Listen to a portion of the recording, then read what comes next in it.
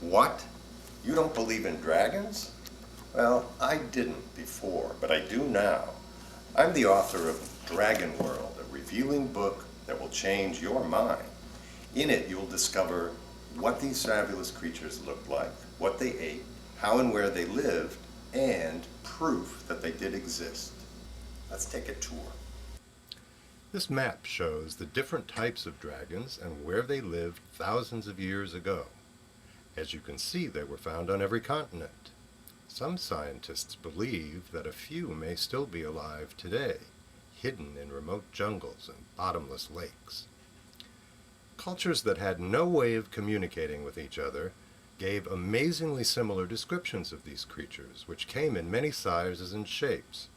For instance, winged serpents were only about 5 feet long, but some wingless serpents grew as long as 100 feet. Like dinosaurs, most dragons hatched from eggs, which came in many sizes and colors, just as birds' eggs do today.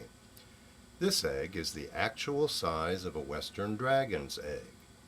A newly hatched western might look cuddly, but its teeth and claws are already razor sharp, and it will soon be testing its fire breath.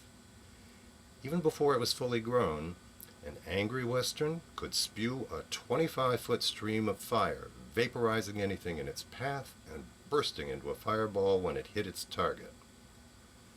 The western is just one of several kinds of evil-tempered dragons that lived in Europe. It had 4 legs, a scaly hide as tough as a suit of armor, a wingspan of up to 45 feet, and it ate pretty much anything that moved, including humans. To kill one, a dragon slayer would have to thrust his lance into the creature's throat or belly. Hard to do when you're trying to avoid those fangs and claws. Other European dragons include lindworms and worms, which were immensely strong, legless serpents that could crush their prey to death, and wyverns, which had 2 legs and a pair of wings, with claws that could be used like hands. Many stories are told about the horrible deeds of European dragons. To save their own lives, humans hunted the beast until there were none left. Unlike the nasty Europeans, the Eastern dragons were usually kind and helpful to humans. Chinese dragons like this yellow one were revered for their wisdom and their great powers. They controlled all things that happened in the natural world, and the Chinese built temples to honor them. According to ancient legends, it was a yellow dragon that taught humans how to write. Emperors claimed to be descended from these dragons, which are still very much respected today. The most common dragon type was the amphitheater, which had a legless serpentine body covered with scales or feathers, or both, and 1 or 2 pair of wings. Many cultures believed that some dragons were gods or goddesses, like this amphitheater, who was called Merziger. She guarded the treasures buried in Egypt's royal tombs.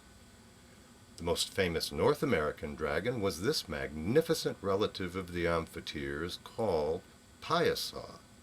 It was a flying serpent that lived peacefully near a tribe of Native Americans called the Illini over 500 years ago. Normally it ate animals and left humans alone, and everything was fine until one day it ate a dead tribal warrior and liked the taste. Well, the tribal chief was forced to risk his own life just to save his village. Today, if you visit Alton, Illinois, you will see a picture of the Piasa painted on a cliff. We know that dinosaurs and flying reptiles actually existed because scientists have been digging up their fossils for the last 200 years. Now we know dragons existed as well, and scientists think that they are related to the dinosaurs. This is the skeleton of a western dragon, recently found in Europe. As you can see, it's very similar to a Tyrannosaurus rex, but it has wings and much more powerful front legs. Scientists now think that some of the incomplete dinosaur fossils that have been found are really fossils of dragons. This map shows where dragon fossils have been found so far, but the exact locations are being kept secret to protect the sites from thieves. Dinosaur experts believe that modern-day birds are relatives of ancient dinosaurs. Dragon experts believe that there are animals living today that are relatives of ancient dragons, too. You will find out which of today's animals have dragon-like powers and much more in the pages of Dragon World. The book is suitable for ages 6 and up and offers lots of opportunities for parent-child discussion. Read it and decide what you believe.